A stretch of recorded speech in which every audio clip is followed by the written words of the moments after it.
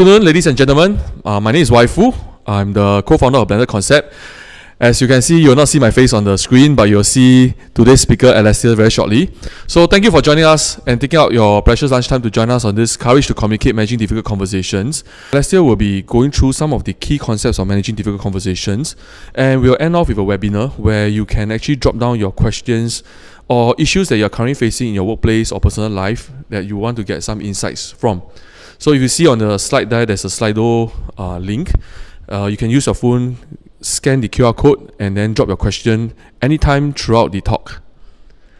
So without further ado, let me now pass on the mic to Alastair, who will be covering the topic of managing difficult conversations today. Thank you, Alastair. Hi, welcome. My name is Alastair, and you will be hearing me for the next 45 minutes or so. And later on, in the last 10-15 minutes, I'll be hearing from you as you pop your questions over to me. A quick introduction about who we are. Blended Concept, Waifu, the gentleman you heard on the screen, on the mic, there he is on the screen talking to me. We are a hybrid learning organization. We train, and we have done quite a fair bit of training over the last few years. We train approximately 1,000 over learners, to almost 2,000 participants each year, 30 corporates. And the work that we do was originally intended for the social service sector, but we've learned that it was also applicable to the public and the corporate sector as well, and we've taken it out on the road. Today's talk is not something that it's the first time you're hearing from us, but we run the workshops several times already to corporates as well as to Ministry of Education teachers, and we found that it's useful. So the team behind Blended Concept, these are the trainers that conduct some of the core programs.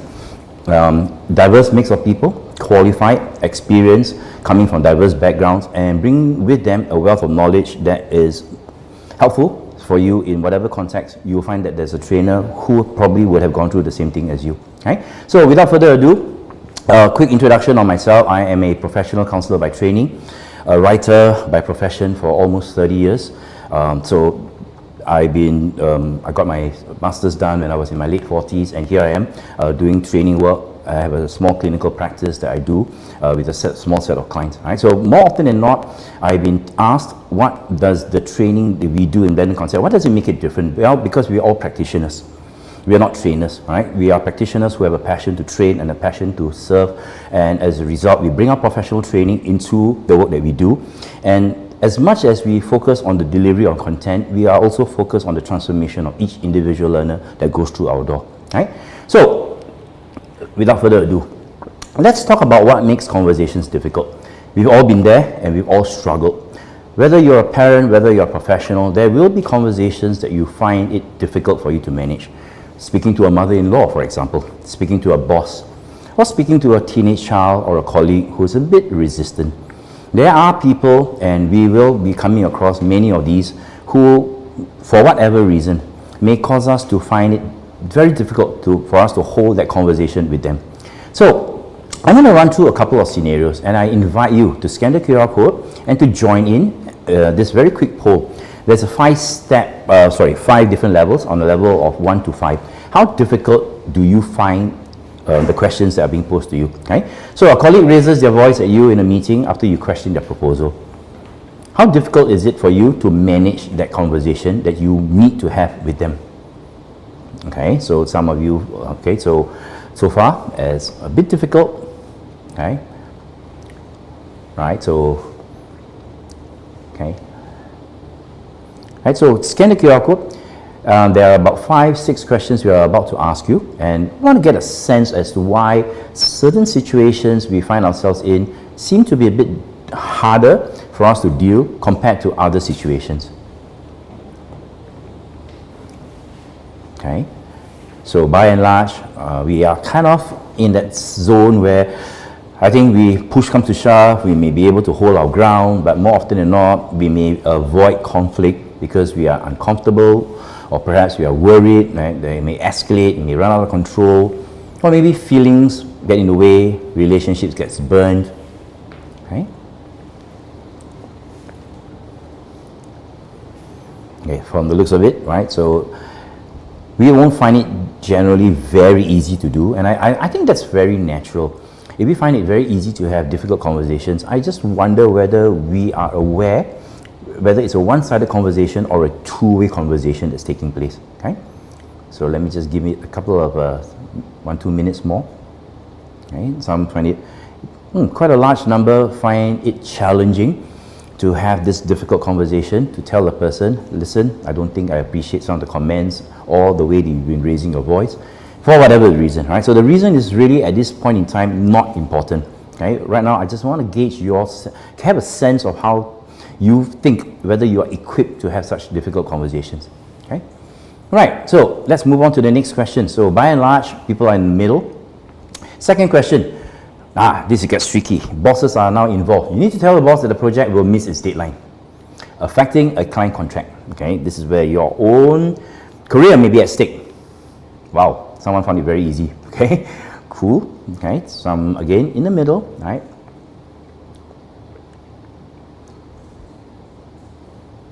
I mean, obviously the boss is going to ask you what caused the missing deadline, whose fault is it, who's responsible for it, right? And repercussions, who is going to be able to bear the repercussions of this.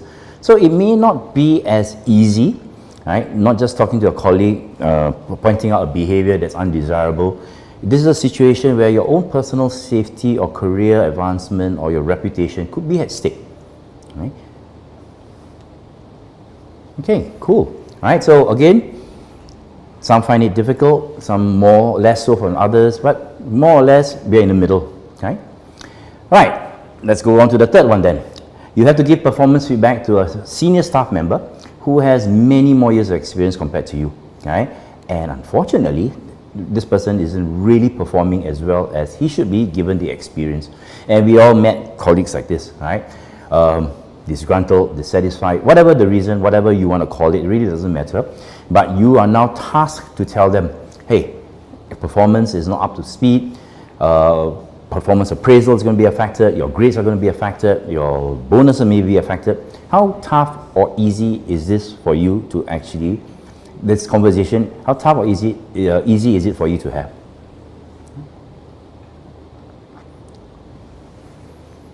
Right? So this is going to be more challenging. So we had scenario where colleague, now we talked about earlier, we talked about a boss, now we talk about a senior member, right? Someone with more experience. Now we perhaps the mindset has got to, there's a little bit of a challenge for us, right? We're talking to an older person, someone with more experience. How do we tell them that they're not performing up to speed, right? Okay, good. So slightly harder, more challenging than the previous two. Now you're asked to collaborate with someone, and this someone is not someone whom you are on good terms with. You had previous conflicts and you are barely speaking to each other. Right? Is it very difficult or is it very easy for you to do? Right? Someone who you know, for whatever reason, you find it challenging to communicate with them, perhaps history, perhaps different point of views. Okay? So now you are asked to collaborate. And this is going to be a project that you may have to work on for a couple of months, right? 2 months, 3 months. How challenging is it for you to actually work with someone like that?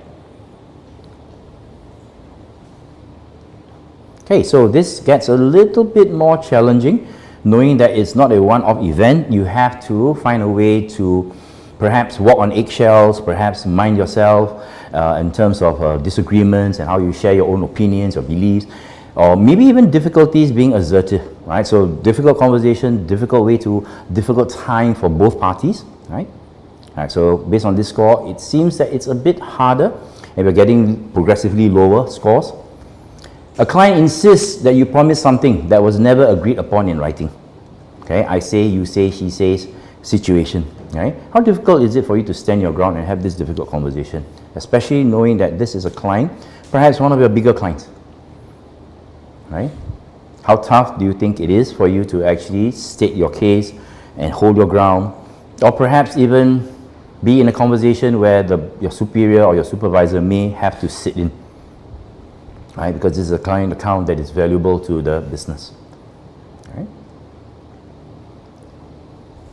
Right. So we find that in various scenarios, we may find certain difficult conversations easier to have than others. So if you look at these various scenarios, what are some common commonalities, right? So we find conversations difficult for a variety of reasons. One could be because of emotions, right? We are a little bit more emotional because of the content that we are discussing, or because of certain fears, anxiety, and worry that the conversation may escalate, that we may not be able to manage the conversation, and therefore we try to minimize it, we try to avoid it. Or it could also be difficult because of misunderstanding. And this is much more common than we think. Miscommunication. We think we speak clearly, but it's not about what we say. It's about how the other person receives what we say. And whether we are clear in our mind doesn't really matter much if the other person is not listening, or the other person has got preconceived notion, or the relationship is strained in such a way that they hear what they want to hear. And because of such miscommunication, confusion and conflict will definitely arise. So, other reasons why conversation can be difficult: differing expectations, right? We have different expectations, goals, different agendas. We are speaking at different levels. We are hoping for different outcomes. That could cause friction. It's no surprise that we place our own personal needs ahead of others. So even if we are working as a team, I may prioritize the completion of my section ahead of time, but then because other people may not, and therefore it can cause a lot of friction, a lot of conflict. Power dynamics. We always find that it's a bit harder for us to have a difficult conversation with someone who's a lot more senior than us, a lot more experienced than us. Even if we know that we have the information that they require, or we have something valuable to contribute, we may find it difficult to actually open our mouths or stand our ground if there's pushback. Right? So these are things that sometimes cause us to hold back, cause us to spiral, or cause us to be a lot more emotional than we really have to be. Fear of consequences. Now, fear is something that we all have to live with, right? Fear of outcomes that we cannot control, fear that perhaps the wrong choice of words we use, or how people react to the words we say and the topic that we bring up. I mean, over the last few days, I've had many difficult conversations because of a lot of preconceived notion, misunderstanding, lack of clarity, and concern. So we have such conversations expecting it to escalate, expecting it to be difficult, right? Because we have preconceived notion of the person and we are afraid. And such conversations may never end up in a place where we are both able to see eye to eye, right? We cannot openly communicate, we cannot agree to disagree, we can't find ways to collaborate. Now, these things are made worse if we are working in the same team. If we are pulling in the same direction, but everyone has their own agenda, then the whole team suffers. If we are in a family situation where relationships can be strained because each of us have our own expectations, our own goals, again, it can be difficult for us to come together to have such a difficult conversation. But we cannot shy away from these things, right? Difficult conversations are must-haves, things that we must learn how to do. And one of the ways where I have found it easier to manage is to change the way I view a difficult conversation. In the past, I would say a difficult conversation would be something that I would either avoid, or I would just fumble my way through, or rush my way through. Or I could even it becomes more like a monologue. Okay, I just get my part over and done with, pause for a few minutes, ask the other person whether they have anything to say, and then just quickly walk away from it if they have nothing to say.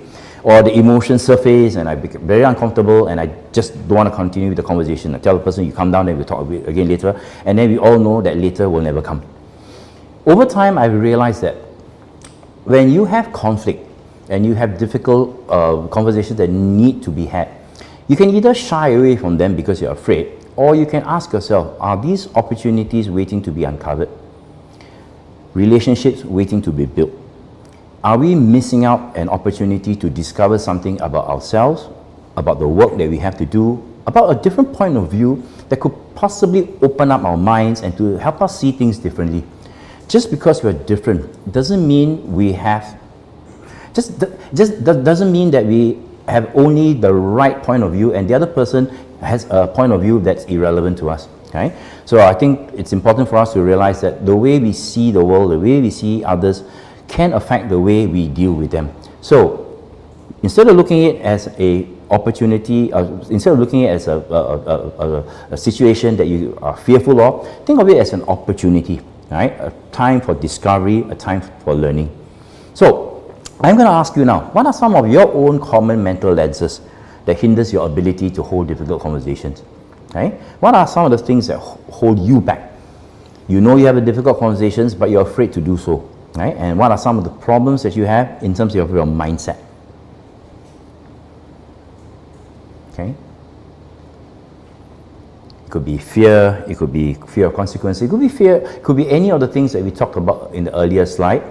Okay, so you're a person who does not like confrontations, or even your perception that this is a win-lose situation. Okay, I don't want to lose. Not enough resources and time to resolve it. Okay, yep, I heard this yesterday. I conducted a workshop yesterday on assertiveness training, and that was something that we talked about as well. Knowing that why bother if nothing is going to change. Okay, scared of judgment, fear of judgment. Okay, boss is someone who has got a more opinionated point of view, wants things done his way, afraid that you may be wrong. Okay, fear the other party's reaction. Whatever you say may not be good enough. You know they are kind of predictive, right? You kind of know what they're going to say, and you know that it's never going to change anything. Right? Worry how the other person will react if the person is aggressive. Okay, that's true. Right? Very tiring. Yes, we've all been there. Right? At some point, you will say, "What's the point?" Or maybe you don't like the person. So, if I don't like this person, let's just leave them be. If there's a hole there, let them go fall into it, right? Rather than help them out by having this difficult conversation. Right? Not able to react.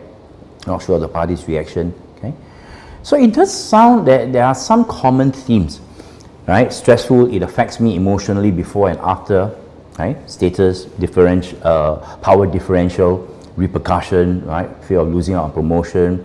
Okay, these are all very real world fears, and this is something that until you sit down with yourself or with someone who can help you to process such of these fears, there are things that will continue to hold you back because of how you imagine outcomes to be. And perhaps you may have the benefit of past experiences where perhaps the outcomes were like that, and now you're thinking it will be the same way again. So why bother? I would say that just cannot handle the vibe of the other person. That's so true, or the fear of the relationship breaking up. I would say that if we went into a difficult conversation just the way we are right now, okay, and hold that conversation with someone, it may be difficult for us to achieve the outcomes we desire if you do not know what are the outcomes that you desire. And I noticed that many times when we have difficult conversations, these conversations actually catch us off guard. Right? Someone springs a surprise on us and they have this conversation with us, and we are finding ourselves on the back foot, and we are finding ourselves backpedaling and trying to react to whatever is being thrown at us. Okay, pride. Okay, cool. So I think what's important is for us to understand that managing difficult conversation is a skill set. It is a combination both of a mindset shift that needs to take place as well as a skill set that needs to be acquired. We have two courses that we talk about quite frequently, right? Assertiveness training as well as managing difficult conversations. And we've been asked what's the difference between the two. I think an assertive person may find it less difficult to have a difficult conversation, but it does not necessarily mean that they can manage the difficult conversation. And I found that those who are better prepared and have the skill set, they can manage difficult conversations a little bit more fluidly. But when push comes to shove, they may not be assertive enough to stand their ground.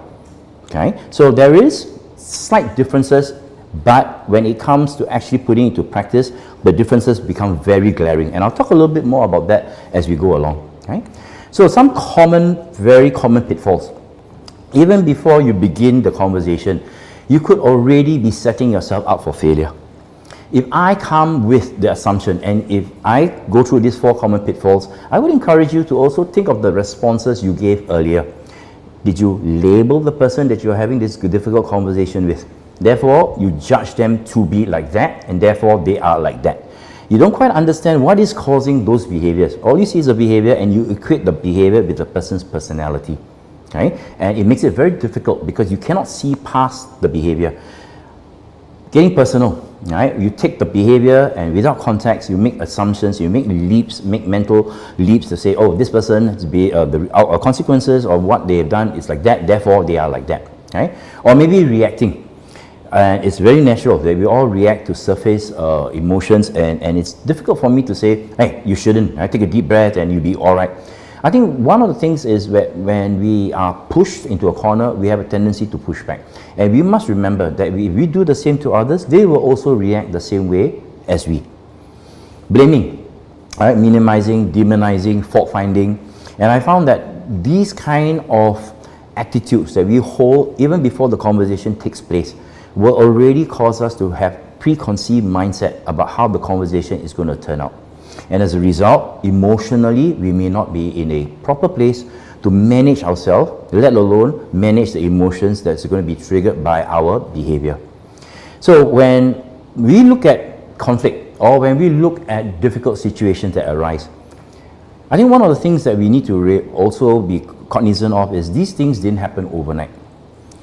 Difficult situations arise because it has been left unresolved over a period of time. It has been left because someone somewhere pretended that, hey, it's okay, it will just blow over. Or we choose to kick the can down the road and say, I'll deal with it some other time. Okay? So it all starts at some point with an initial disagreement. And that disagreement could be new methods of working, differences in life situations. It's a very simple, innocuous thing, right? Or maybe build up of stress. I find it difficult to manage my workplace situation. My partner may find it difficult to manage her workplace situation. And we come back home and we disagree about something very trivial, but we don't realize we're carrying a lot of unresolved emotions from other situations into our conversation. Right? And there's an initial disagreement, and because we get carried away with our emotions, words get thrown around, and miscommunication take place. So there's a lot of frustration. And we just think that, this is part and parcel of relationships, and we just leave it as that. But we do not forget that emotions do not resolve themselves. Emotions are like, if you kept something bottled up for a long time, sooner or later it'll find its way to express itself. Okay? And unexpressed emotion is just tension waiting to explode, and that's what happens in the end, right? The frustration builds up. I get dissatisfied with little things that happen at the workplace. It builds up at the home. It builds up, and at some point in time, it will blow up. And when it blows up, one person's action triggers, the other person becomes more. Other people get involved. Sometimes the whole situation, your reputation gets damaged. The individual, the organization, and as a result of it, things escalates out of control. Wouldn't it be a lot better if we had that difficult conversation earlier on? Sat down, talked about it, clarified, and then find a way to move forward, rather than to do damage control. Because at its peak, we are not going to not just have a difficult conversation with the party that we are upset with, we may have to have difficult conversation with several people. Stakeholders may have to come in, and that's where things get very quickly out of hand. And one of the other things that we also need to realize that behind every difficult conversation or conflict situation we find ourselves in is a human need that isn't being heard or met. You think about it. If I'm upset with you about something, chances are there's an unmet need. Okay? Perhaps I want you to acknowledge the effort I've been putting in. Or perhaps I want you to recognize the fact that I'm struggling. Okay? And I want you not to take things easy, to have the same sense of urgency as I have. Or maybe I have this sense of safety, and some of the remarks that you may be making causes me to feel very unappreciated. So the visible behavior you see, the anger, the resistance, the silent treatment, all these may be seen as, this person is very emotional, this person is very temperamental. But if you pause and ask yourself, what is causing this person to behave this way? Why am I behaving this way? Okay? You probably find that there are situations that we are replaying in our mind over and over again because of an unmet need and a sense that this is not fair. Okay? This is not fair, and I cannot let this slide. And that's where it gets a bit difficult. Okay? But what can I do about it? So some of the comments that were made earlier, what can I do about it? This person is like that, they will not change. If I said this, the relationship will spiral out of control. And therefore, then we just keep it quiet, and over time it will just find its own way to express itself. So I think that instead of fearing it, we should adopt the attitude that says this is an opportunity, right, like I mentioned before, to address unmet needs. Not just my own, but perhaps the needs that is being asked of the counterparty that I am interacting with. Perhaps we unknowingly have clashed our belief system, okay, or our value system has in some way grown, we met with resistance and there's barrier. So instead of fearing that conversation, if we could look at it as an opportunity to address unmet needs, to sit down and ask ourselves, okay, what is going on? What is it that they need that I'm not providing? I obviously have the power to provide, otherwise we will not have this break in rapport, okay? And I think curiosity, what's really going on, helps us to be less judgmental.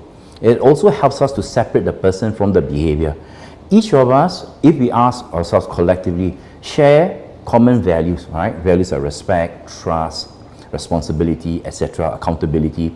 We share the values, but unfortunately the belief systems we all hold in our own mind may cause our value system and belief system to clash.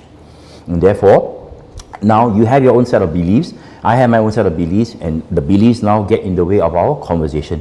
Or we have preconceived notion, we label each other, right, as someone who's stubborn, someone who is egoistic, someone who is a very unreasonable.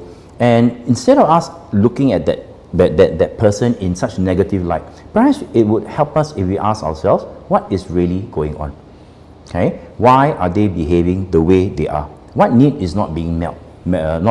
Okay, so what's helpful is when we look at difficult situations that arise, or when we encounter conflict, or when we find that we are not getting across to the other person, we have this tendency to try to convince, persuade, or coerce. Okay, we have a tendency to speak louder, and I think that's not really helpful.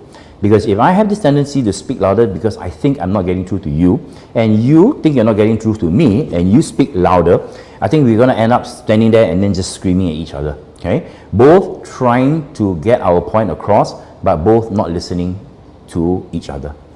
Wouldn't it be a lot more helpful when we, instead of trying to speak up, perhaps maybe pause and ask ourselves, what am I hearing? Okay, instead of speaking louder, perhaps I should listen a little bit more carefully to what's being said or what's unsaid. Resistance is going to be there, and resistance is the first sign to tell us something is not right. Okay, the other party is objecting to something that I may have said, or perhaps a behavior that I'm displaying. So I think what we need to realize is that when you push, you also get pushback. Right? You raise your level of intensity, you're going to get more resistance, more discord. You're going to have people saying, yes, yes, yes, I know, but yes, yes, yes, yes, I know, or complete shutdown. Okay? They deflect, they make excuses.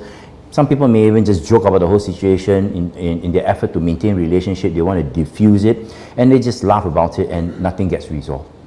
Right? I think what we need to learn how to do is to begin the mindset shift. So at this point in time, ask yourself, instead of us speaking louder, perhaps what we need to do is to listen and to try to understand what is really going on. Where did this whole issue begin? Right? What did this, and how do we ever get to this stage where we are now feeling so emotionally intense about it that we are not even able to speak clearly about it? Right? So this is the shift that we have to start making. Even before we start having that conversation, our mindset shift has got to prepare ourselves to have that conversation. And what are we listening for? I think we also want to listen for the spoken, the unspoken, as well as what is not being said. Right? And it's not difficult when we ask ourselves that more often than not, in a difficult conversations, we are trying to draw out from the other person what exactly it is that's affecting them. Right? They will tell us and express their emotions to us. They will show their resistance to us. They will argue with us. But if we listen carefully and without judging, we will try to open that door to allow them to express their needs to us honestly. Right? I think the phrase that we use very commonly is called psychological safety. Are we able to provide that safe space for 2 parties, 3 parties to have that difficult conversation where each does not feel threatened? In fact, each feels that they have given the space and the time to actually openly share with the other what their fears are, what their concerns are, and what it is that is upsetting them. Right? So we listen and we help to communicate our understanding. There's active listening skills involved, and this whole process can be planned ahead.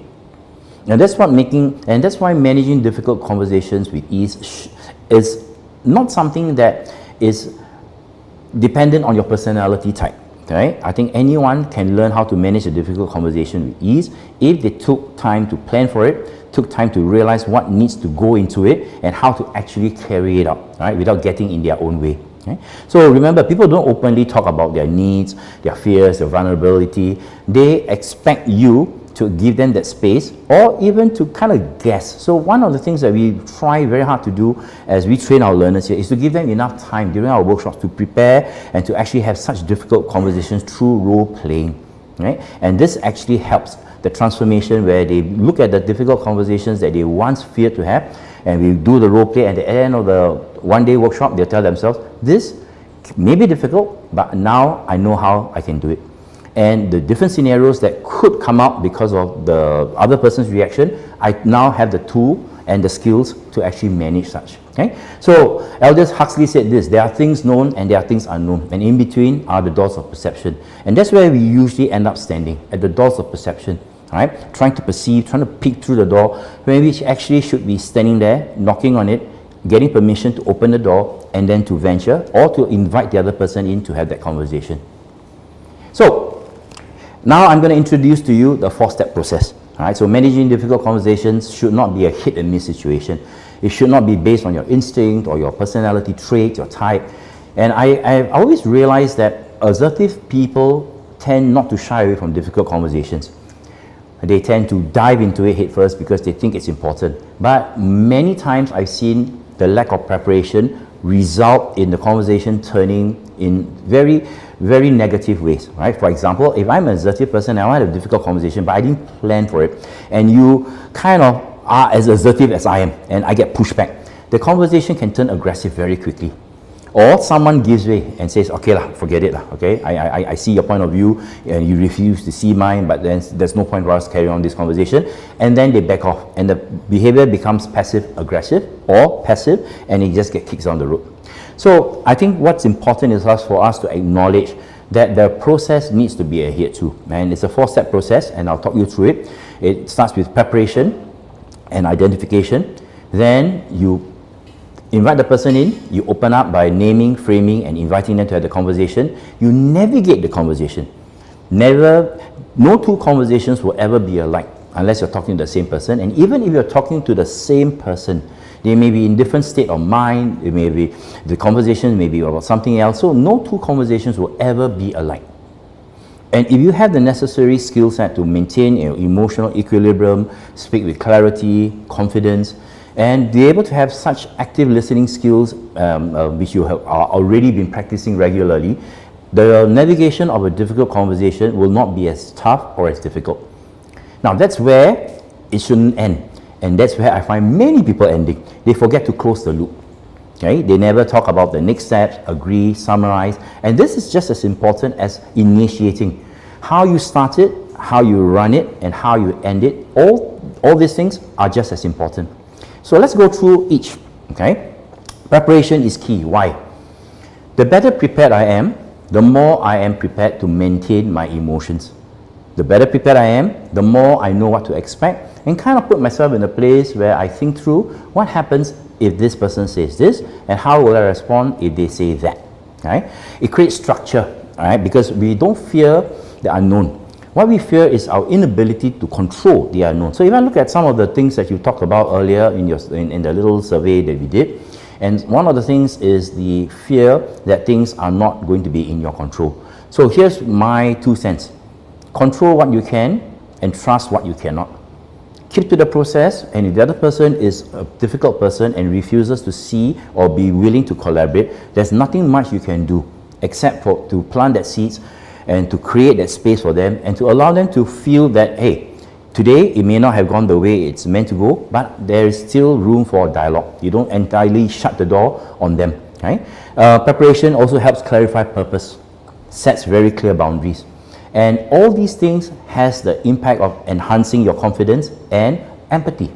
So empathy for others, putting yourself in their position, empathy for yourself, acknowledging the challenges you are facing, and instead of being harsh to yourself internally, perhaps being a little bit kinder.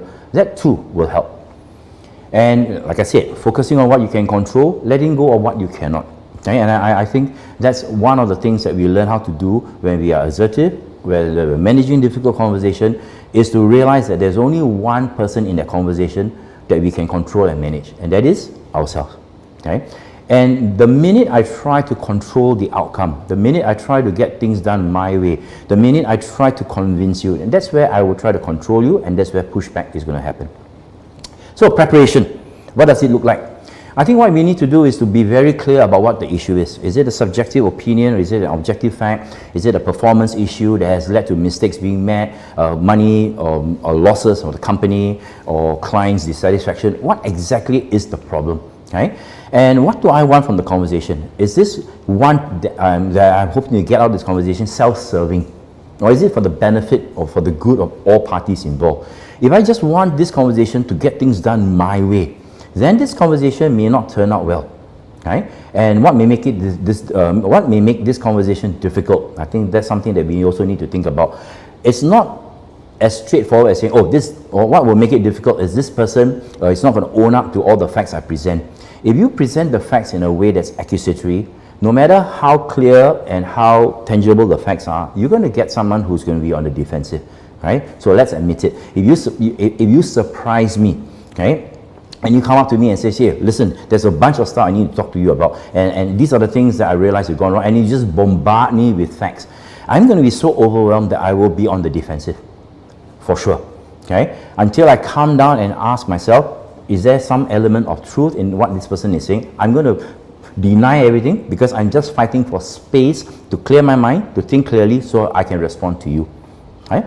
So the other thing is the mindset that you need to bring to the conversation that can kind of influence both our internal states.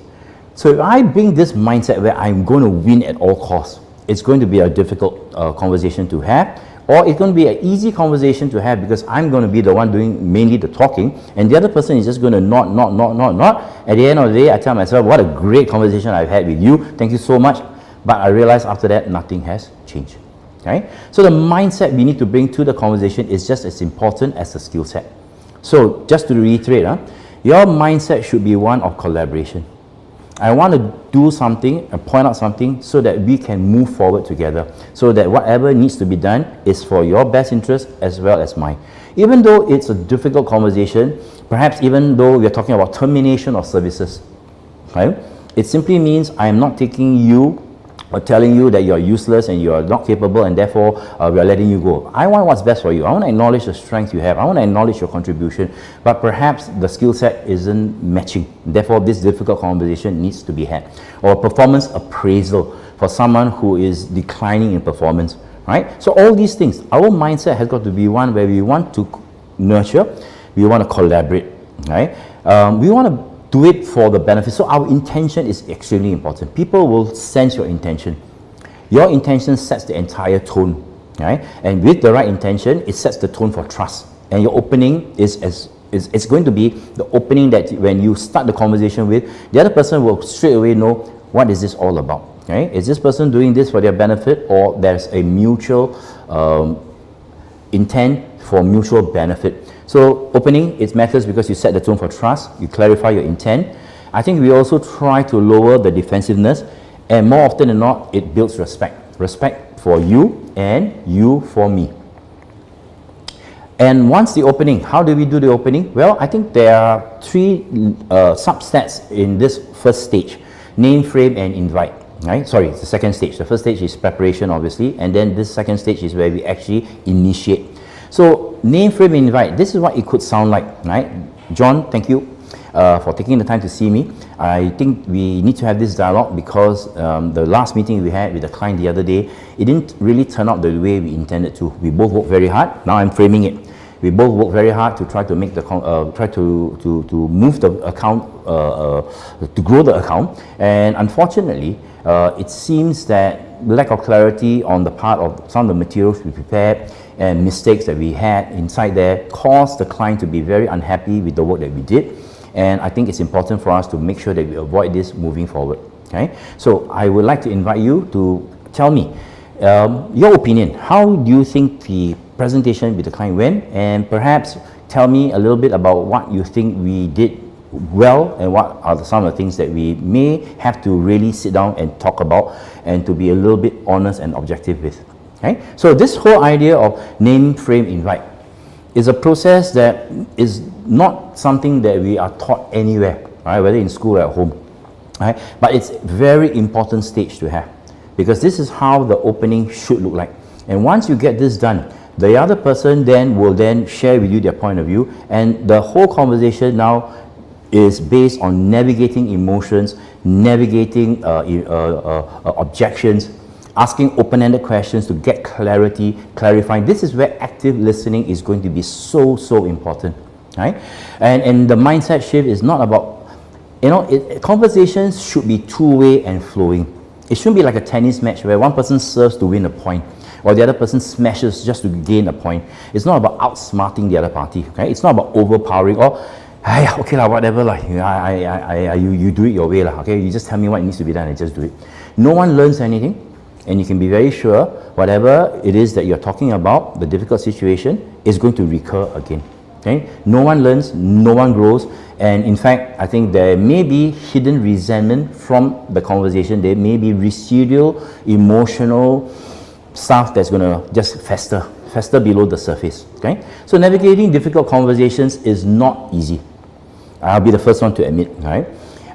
We've taught more than 5,000 learners on how to navigate difficult conversations through our para-counseling basic courses, right? Active listening, or asking open-ended questions, affirming whatever they say. So these are techniques coming from a place where we are willing to sit and we are willing to listen. Okay?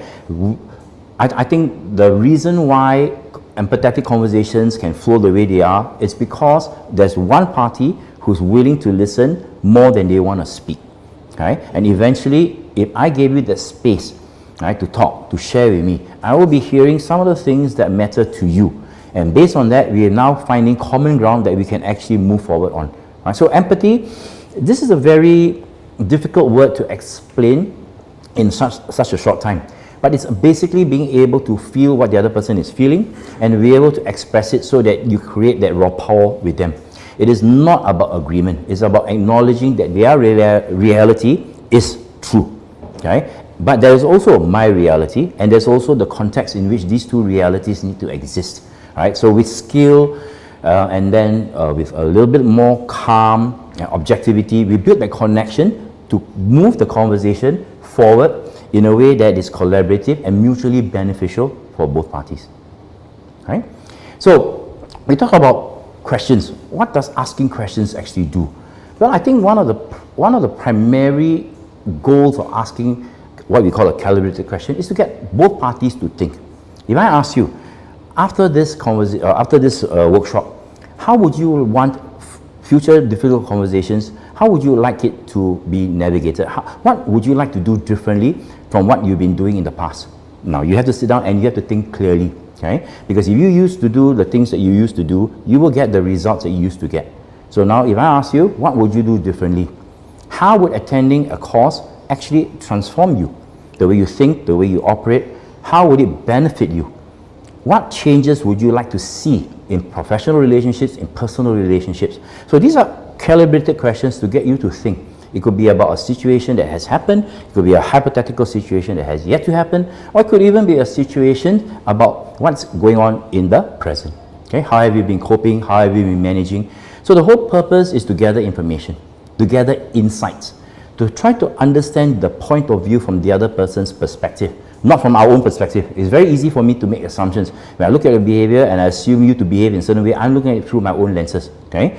And the facilitation of exploring options is so important in any difficult conversation you're having. Right? So these are some of the sample questions that we will teach you to ask. In fact, you will have the ebook. I think the link is there in the group chat. Do download. These are in there.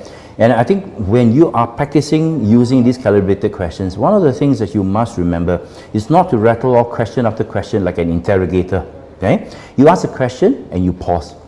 And the pace of the conversation is managed by you. with skill, with practice, and with that confidence level, you will find that it is not something that you need to be fearful about. A difficult conversation, once what you thought was difficult, could actually turn out to be a pleasant conversation between two parties where they discover and learn something about themselves where previously they were afraid to venture. Right? So gathering of information, right? Understanding the other person's perspective, how it's been affecting them, how it's been challenging. When I initiate a difficult workplace conversation, I always start by asking, how do you think you've been performing? Right? I may ask a scaling question on a scale of 1 to 10. How would you rate your current performance to date? Where are some of the areas where you think you can improve? So as you can see, my way of initiating a difficult conversation does not start with me telling the person what their flaws are and what their weaknesses are. It gets me, or rather it gets them to open up by acknowledging the things they've done well and the areas that they may see needs for, or what the areas that they may personally identify as rooms for improvement. And then I will ask for permission. Would you like me then, can I then share with you how I have scaled your performance to date? Okay? And we end up by exploring options. How can we do better? How can we move forward? What do you think works better the next time around? Instead of our past reaction and the way we did things, what could be a better way, a newer way, a more intuitive way, the more innovative way of doing something? Right? And after that conversation, you need to close the loop.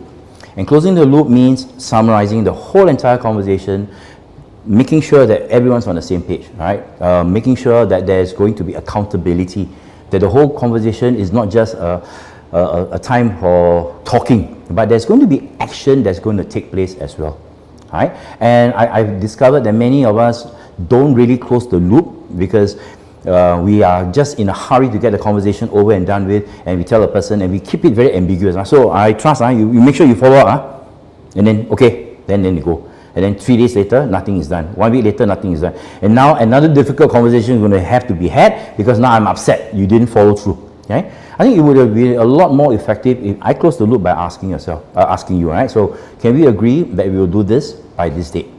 Can I also trust that you will do what you said, right? Which is basically da da da da, and I will do this on my part, da da da, and this is when we will all complete our task by. Okay? So I think when we realize that closing the loop is also a skill, what we need to do is follow the process, right? We confirm agreement points, we clarify, right? To make sure expectation, action, timeline that I just mentioned is clear, there's no room for ambiguity. And the last part, the affirmation, right? As a trained counselor, I always thank my client, and I don't see why this conversation cannot end the same way. Thanking them for taking the time, for being willing to be a collaborator, to be a co-party to this conversation, and to appreciate the difficulty of the conversation and their willingness to participate in them. Okay? I think at every stage, I'm mindful there is a task that needs to be done, but there's also a relationship that needs to be built, or enhanced, or to be developed. All right? So, taking in totality, right, allow me to summarize everything, then we can have our little Q&A session, and I think time-wise, we are good. Okay, cool. So, to begin with, our lenses influence our ability to manage difficult conversations. So we need to be mindful. Do not fear difficult conversation. View these as opportunities for collaboration, discovery. After all, since you're working together, living together, or having to cohabit together, isn't it nice if we could discover things so that we can actually be more collaborative, right? Pitfalls, I think that's where it's very common. Right? We make mental leaps, we see people's behavior, we associate, we label them, we blame them, and what we are doing is not affecting anyone but ourselves. Okay? The more I do these things, the more I become reactive, the more I become emotionally so upset about you that I myself will find it very difficult to have this conversation with you because I am already having this inner dialogue with myself that's not helping anyone. And then the 4-step process. Okay? I know within this 45 minutes, an hour, I can't really tell you all the various scenarios you could find yourself in. So I'm going to invite you to consider, right?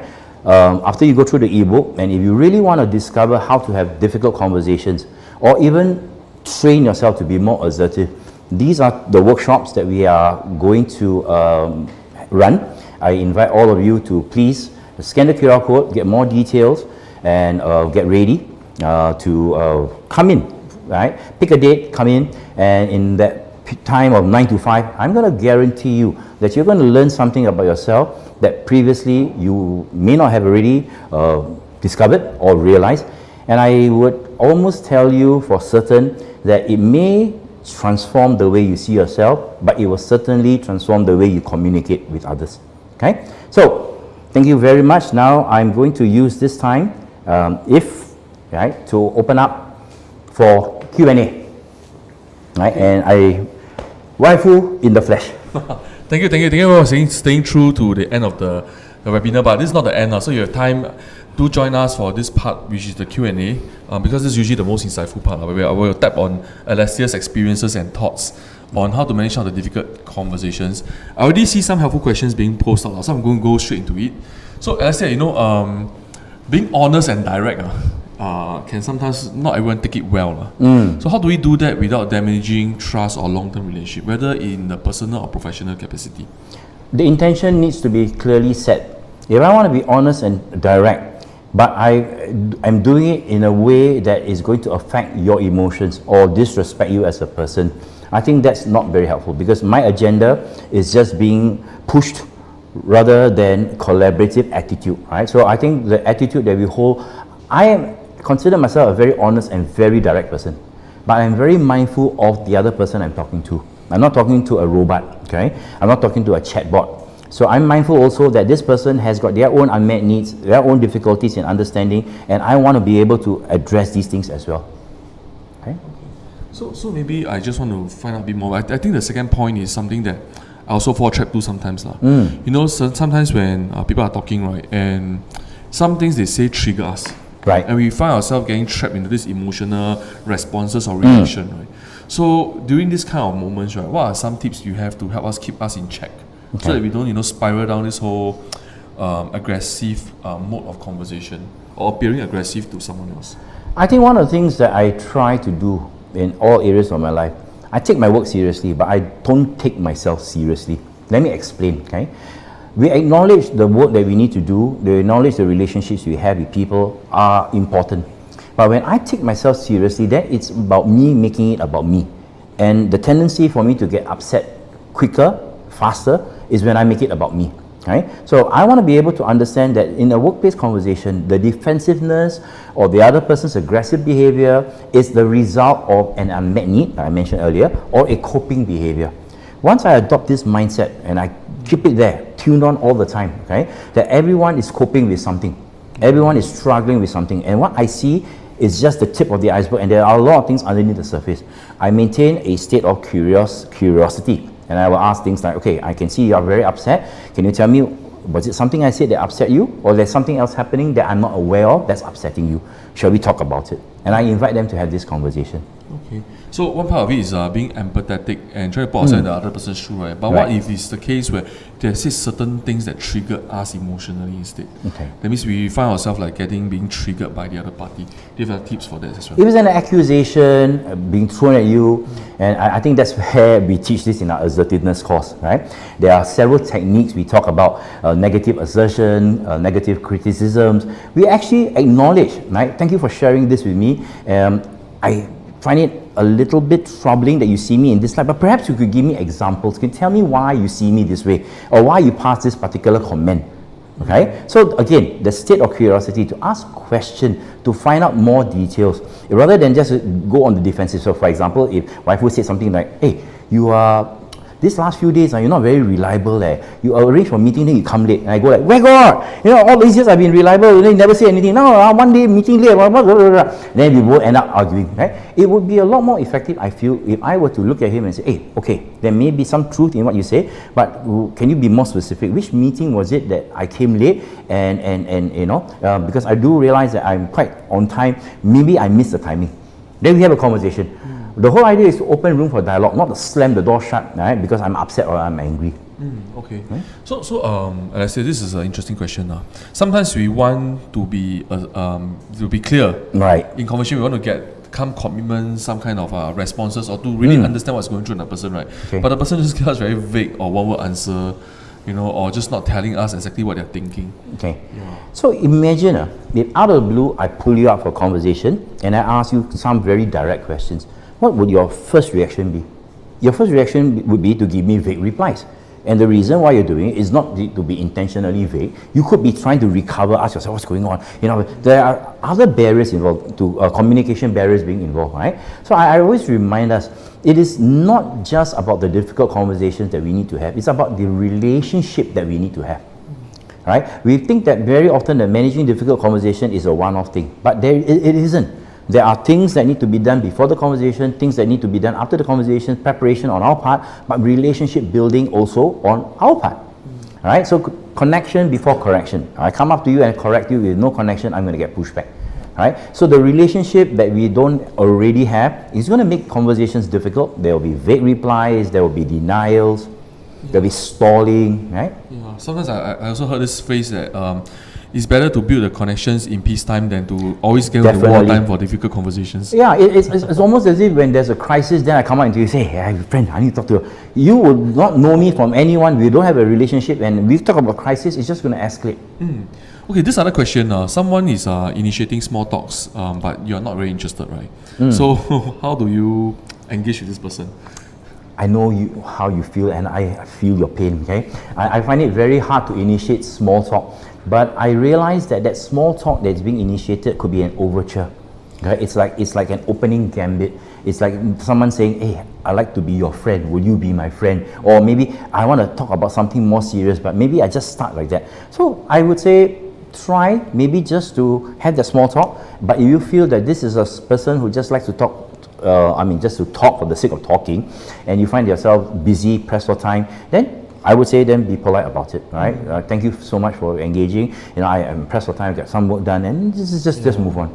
So this is very much more of an assertiveness skill set than a difficult conversation, right? Because there's not so much of I want to get a win-win, or I have a situation at stake and I need something from you, right? Yeah, okay. So maybe this other question, what are the top 3 obstacles people usually face when trying to manage difficult conversation at work, and how can they start overcoming them right away? All right, I think one of the obstacles we mentioned earlier, the lack of preparation, okay? And then they just jump into a difficult conversation without preparing themselves mentally, emotionally. So that's one. Second, they lack the ability to navigate because they want to speak more than they want to hear. So that's the second thing. Listen before you speak. And the third one is they tend to rush into things. I would say take it slow. Okay, set aside a time and tell the person, all right, can we just set aside half an hour of time? This is the 1-2 topics that we need to iron out. Perhaps I could see you in about a day at this time, and in the meantime, here are some things that I think we need to cover. And let the person do a bit of preparation. You come in with preparation, come in with a collaborative mindset, sit down together and have that conversation. Yeah. Brings me back to the point that you were mentioning just now, right? How about expectations, right? Sometimes we go into a conversation with this mindset that there's something I want from him and I want to get out of this conversation. Correct. But sometimes things don't happen straight away. It may require a few And I get very frustrated. You know, I want change to happen. I want you to change your behavior. I want you to get this thing done. Listen, if this thing could have been done, behavior could have been changed, it would have been done long ago. So obviously there's something holding them back. A difficult conversation is to uncover what's holding them back, to uncover what is not being said, uncover the struggles that they are facing. And that's what makes it difficult, because people are not generally open enough to reveal, because they are afraid. In a workplace situation, revealing my personal life may be a sign of weakness. Revealing that I need help may be a sign of credibility. You know, I cannot be trusted to do the work because I'm not good enough, whatever it is. Okay? So I think that's where it's important for us to understand a cry for help may not be as obvious. It could be stonewalling, it could be someone who's delaying the submission of a report. This could be signs that they may be struggling. Yeah. So in essence, I think this brings me to quite relevant to the next question, right? Like when someone stonewall you throughout the entire conversation, it may not be the conversation anymore. Correct. It's more of the relationship that is now there. Jammed. Yeah. Okay, I don't trust you. I do not know what your agenda is. I do not know what you're up to. And I think this is where some of the skills that we teach in our para-counseling basic class, our motivational interviewing class, the conversational techniques, these are not just used for counseling, but it's used for any sort of conversation where you are trying to hold that space for the person to open up. Okay? So if you stonewall me, for example, and I'm trying to get through to you, the harder I push, the more barriers you put up. I can just gently reflect the barriers back to you. It sounds like you're a bit uncomfortable with sharing some of this information with me. I just wonder what's going through your mind. For example, if I get a stone wall, okay, or I get no, I'm not uncomfortable. Oh, okay, so correct me if I'm wrong, but what's stopping you from being open and honest about whatever you're struggling with, so that we can find a way around it? Okay, so stonewalling, do not take it as a sign of someone who's pushing against you, but take it as a sign of perhaps someone who's afraid to reveal the truth. Yeah. So at this point, I think for the audience as well, you'll start to see that managing difficult conversations is just one part of it, right? There's a whole part of building a relationship and connection with the people around you, even before these things happen. Because when you have the relationship, it's so much easier to go into the difficult conversation. Definitely. The rapport has already been built. Yeah, this is an interesting question. But I'm not the kind who would like to do small talk. Like, there's nothing about work to talk about, then why come and talk to you about nonsense, right? So how do I build a relationship with you when I don't like this kind of talks? I think trust is built when we do things together. Okay, in the workplace, obviously, we work on projects together. When we collaborate, we ask questions, right? And I think small talk is about, hey, how's your family? What you think about the current political situation? This kind of small talk is totally irrelevant. And I think that when you're talking about irrelevant stuff, it's not going to help anyone to do or achieve anything. Okay, so when I talk about building trust and openness, when we come up to Waifu and say, Waifu, this project that we're working on, I'm stuck. Okay, I'm stuck because I went through all the different permutations and I still come to the same conclusion. And the conclusion is to do things the same way, which I know we cannot. What's your point of view? See, now I admit I'm vulnerable to him, and then we now talk about talking to build that connection and that trust. I trust you. I trust that you give me suggestions that are helpful, and I trust that you are not going to take my question and say, "Oh, you blur, you hired the wrong person." There you go. We build the connection, we build the trust. No small talk required. And it's interesting how sometimes when I hear the learners who have attended the class saying that actually they don't do small talks, but people trust them because they're just listening. Yeah, exactly. Exactly. Right? God gave you 2 ears and 1 mouth, not the opposite. So listen more than you talk. Okay. Yeah. Okay. Just now we have a question about I don't really like the guy doing a lot of small talk to engage me, so I disengage him. And we talk about assertiveness. So a question we covered the assertiveness talk last month. Yeah. Is there a difference between being assertive and versus this kind of managing difficult conversations? I think assertiveness is a skill set we carry with us everywhere we go. Okay, so for example, I may be just minding my own business. I get a phone call and someone says, "Hey, let's go out," and I say, "No, I have a regular plan. No, let's go out." I need to be assertive straight away on the phone to tell them, "No, I can't go out because I already made plans," and that's assertiveness in action, straight on the spot. Okay, managing difficult conversation is more planning involved. Because I don't just rush into difficult conversation, even though I think I'm prepared, the scale of preparation will differ depending on the degree of difficulty or the topic that needs to be discussed, right? So if a workplace situation, I need to get my facts right, I need to get the numbers right. But if it's a difficult conversation about a person's performance, I also need to get the facts right. Yeah. I can't just go up to someone and say, "Hey, your workplace performance has been really tardy." And then the person say, "Give me an example." I say, There you go. The whole conversation stalled, the dies even before it starts. So the difference is that we need to be able to, again, prepare. And in that preparation, we will then be able to stay calm and clear when we address it. So assertiveness is kind of like a skill set that we have to manage our own boundaries, our needs. But difficult conversation is where we are going into a conversation where we know something's at stake and we need to be very clear about what we're trying to get. Correct. There are elements of assertiveness that's required in managing difficult conversation, okay? But not necessarily a must-have, right? So I know of people who are not assertive by any stretch or anyone's imagination, but they are managing difficult conversation with ease. Why? Because they follow the process. They prepare ahead of time. And whenever they feel triggered, they maintain their calm and they continue to talk, okay? Assertiveness, in a way, is about clarity. And so there are similarities there. But I also know of very assertive people who I mentioned earlier who cannot have a difficult conversation. Because when their assertiveness is being threatened, they turn aggressive.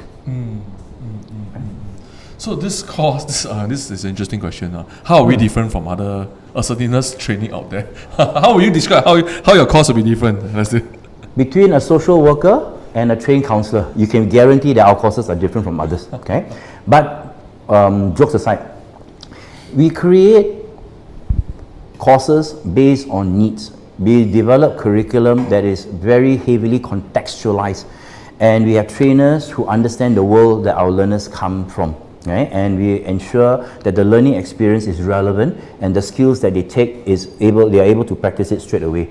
We also learned over the last few years through understanding of how things have evolved that perhaps Skills Future funding is coming down, people taking learning and their own development a little bit less seriously because they need to pay fees. So we realize that this thing of value that we need to create, support that we need to provide. I think we are one of the few, if not the only, training company that does practice circles every month, where we invite our alumni to come back and to spend time with us, and we do different topics, all at no cost to them. Okay? And he has gone out of his way to develop hybrid learning programs so that in time to come we will have a digital library of programs, real life contextual situations filmed for you to practice and accessible to our alumni, accessible to subscribers. So I think what makes us different is a holistic approach that we've taken, right? From a social service mindset, from a counselor's mindset, from both of us are qualified trainers. He's also a qualified developer. So all these things put together, I think that's what makes us unique in the way we develop, the way we deliver, and the way we follow up. Yeah. So I go back to this part on the topic today. Sometimes how the person reacts is beyond our control, right? No matter how calm we try to be, they're still defensive or aggressive. Yeah. Even though we are prepared, we go in, we want to be calm, to engage, but they are aggressive towards us. Yeah. So how do we then proceed with this kind of situation? I think at some point in time, if the defensiveness and aggressiveness is stalling, there are two ways of looking at it. One, it is a distraction technique. Okay, they are using this to distract from the conversation. In which case, you could, if your training provides you to, or permits you to call out that behavior. I noticed that you are straying away because you're being extremely defensive and you're not willing to listen to or collaborate. Okay, perhaps you could take a break and we'll revisit this again in a day. Okay, or if the person is being overly aggressive, you may call them out again. Right? I may say something along the line that I realize that your tone of voice is becoming a little bit more aggressive, if I could use that word to describe, correct me if I'm wrong, if you don't think it is, but I also feel that it is masking something. Okay, what is it you're afraid of, or what is it that you don't feel comfortable talking about? Perhaps we can clarify this, or we can revisit this again. Okay, but either way, we're not moving ahead, nothing's changing, and based on what we have experienced, the same problems are going to occur. Is that what you want? Okay? Generally, people, when you ask them a question, is that what you want? They'll tell you, no, that's not what I want. So what is it do you want? Right? So I think when we are able to hold our own space and be very clear, stay close to the intention you set before your preparation and your goals you set, then come back on track. Right? Don't allow people to derail you or sidetrack you. So it requires a little bit of confidence in the person who's initiating the difficult conversation to call out behaviors, not by labeling, but kind of like just naming that, I notice certain things are happening. Reflecting the behavior back to the other person. Okay. They may not be aware of it. For all you know, this person's behavior is a learned behavior, right? They've been behaving this way ever since they were children, so they may not even realize they're behaving this way. I think this is an interesting point that I'm just going to add on now, because sometimes people react that way because they feel that they have no autonomy. You're my boss, you talk to me, what else do you want me to do, right? Correct. And by asking the last question they did, which is like, what is it that you want? Is this what you want? So I'll place that ball back into their court, right? Correct. And then they'll tell you that this is not what I want. So empowering them back again. Correct. I think that's important, right? Okay. I'm going to jump a question. I'm going to come back to the last one soon. Okay. If a subordinate does not trust the boss and refuse to open or collaborate with the boss, this is where the power dynamics comes in, right? Besides the invite, frame, and affirm, what other things can be done? So there's a bit of distrust in the boss and employee relationship. So the relationship is already not established, right? And there's no connection. I think staying professional, staying close to the objectives of what needs to be accomplished, skills-based objective-based, is going to be crucial. Okay? I may not trust your agenda. I may not trust your intention. I may not trust you as a person. But that aside, we both have KPIs that we need to meet. We both have tasks or goals that we need to accomplish in the workplace performance, and we stay close to this. Okay. So if the subordinate doesn't trust the boss, refuses to open up or collaborate despite this, I think that's where I find it a little bit tricky. Now, let me see if I can understand you. If I were the superior and I asked you, my subordinate, how we can improve the performance, and you refuse to open up, you refuse to collaborate, I think you are just signing a death wish there. I'm inviting you for collaboration and asking you, how would you like to improve? How do we think we can move forward? And you just sit down there and stare at me and refuse to talk. Then I'll be wondering, what in the world is going on? Do you hate me so much that you don't want to talk to me? Cannot be. Okay? But if I am in a way forcing you to have a conversation, if I'm in many other various interactions with you, making you feel small, making you feel embarrassed, and suddenly I ask you to open up, you will definitely be scared. Because you're scared that when you open up, I'm going to laugh at you, I'm going to correct you, I'm going to mock you or whatever. You're going to find it very difficult to be open. Actually, I recall this advice that you gave to me when I was engaging with our staff, right? That sometimes without knowing how the employee respond to us has got to do with how we have been engaging them in normal times. Correct. And it may not be a defiant or resistant act. It could just be a defensive mechanism because they don't know how else to engage with us. Correct. So putting ourselves in that lens might be helpful. It's a as well. programmed response. So sometimes I ask myself, have I programmed people to respond certain ways? Okay.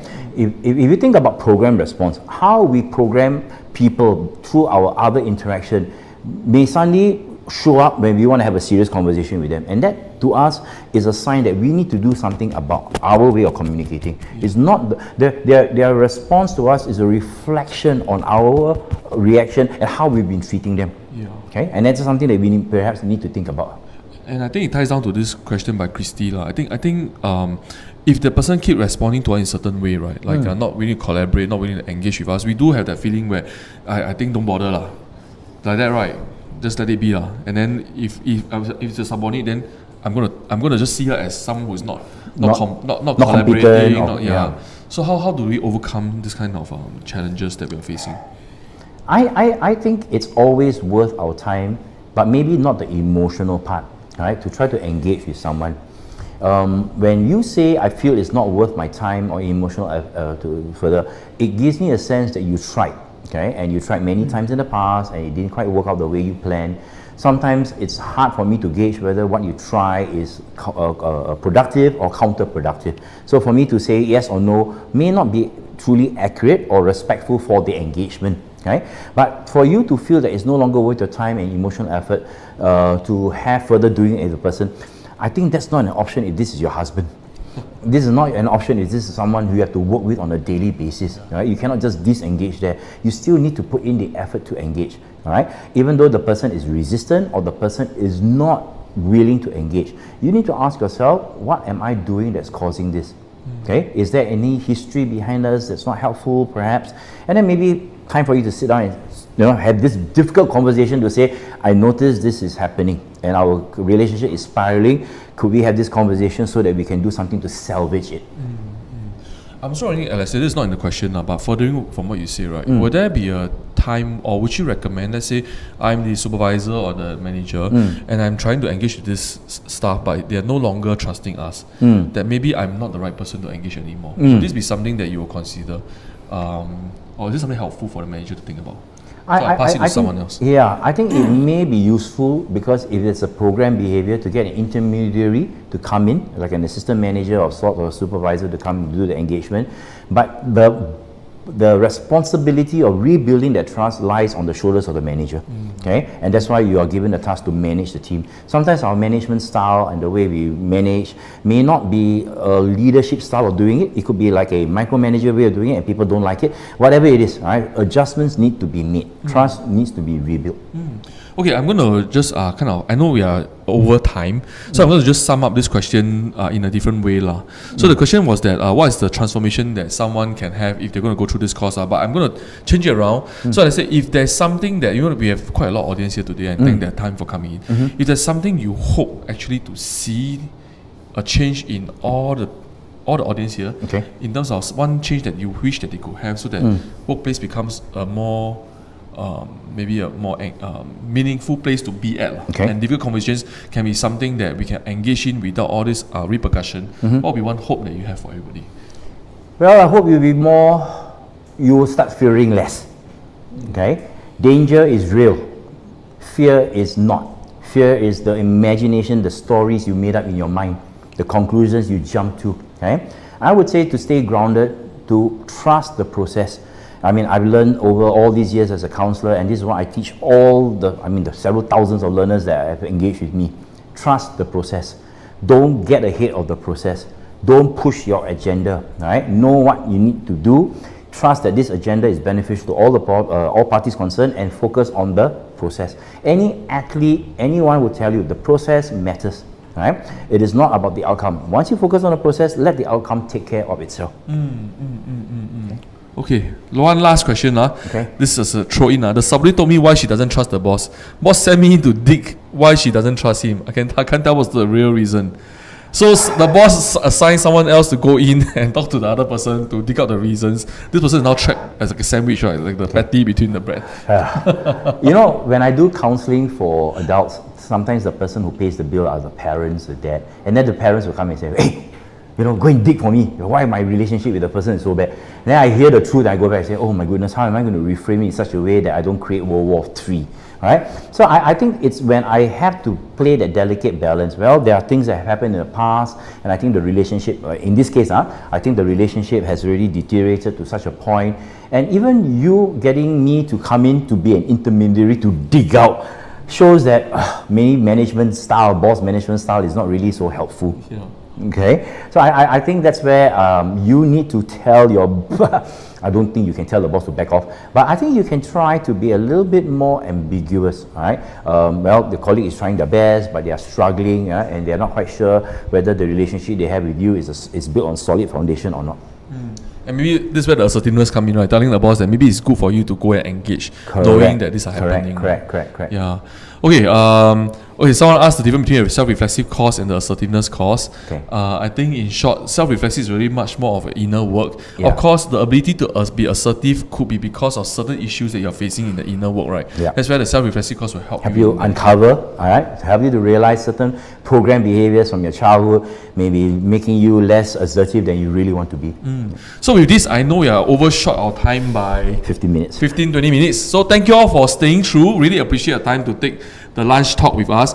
What happens is we will send some of the links to some of the programs to you. If you're interested, do check it out. There are some discount going on now. Okay. If not, really appreciate the time. Thank you, Alastair. Thank you so much. And thanks everyone for this lunchtime talk. Thank we'll be having one more next month at the end of every last Friday of the month. Every last Friday. So keep a lookout for other emails. Yeah, okay. Thank you. Take care. See you. Bye-bye.